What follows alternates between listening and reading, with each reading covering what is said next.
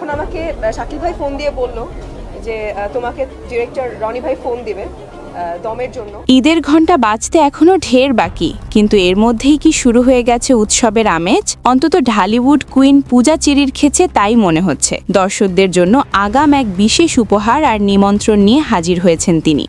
কি সেই সারপ্রাইজ, আর কাদের জন্য এই বিশেষ বার্তা? বিস্তারিত থাকছে প্রতিবেদনে।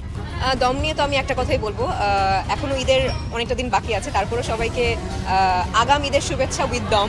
গ্ল্যামার আর অভিনয়ের জাদুতে পূজা চেরি বরাবরই দর্শকদের প্রিয়। তবে এবারের প্রেক্ষাপটটা একটু ভিন্ন।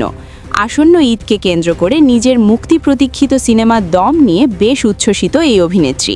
ঈদের আমেজ এখনও পুরো দমে শুরু না হলেও ভক্তদের ভালোবাসায় সিক্ত হয়ে পূজা দিলেন এক জম্পেশ দাওয়াত। পূজা চেরির এই আগাম শুভেচ্ছা আর প্রেক্ষাগৃহে আসার আমন্ত্রণ শুধু দর্শকদের প্রতি ভালোবাসাই নয়, বরং তার নতুন সিনেমার প্রতি আত্মবিশ্বাসেরও বহিঃপ্রকাশ। আশা করছি এবার সপরিবারে একদম পরিবার নিয়ে দম সিনেমা দেখতে আসবেন এবং ঈদটাকে আরও বেশি মজাদার করে ফেলবেন। ঈদে পরিবার নিয়ে সিনেমা দেখা বাঙালি সংস্কৃতির এক অবিচ্ছেদ্য অংশ, আর সেই আনন্দের নতুন মাত্রা যোগ করতেই পূজার এই দম সিনেমা। এখন দেখার বিষয়, পূজার এই আহ্বানে সাড়া দিয়ে ঈদের প্রেক্ষাগৃহে ভক্তদের কতটা ভিড় জমে। বিনোদন ডেস্ক, স্টার এক্স গ্লোবাল।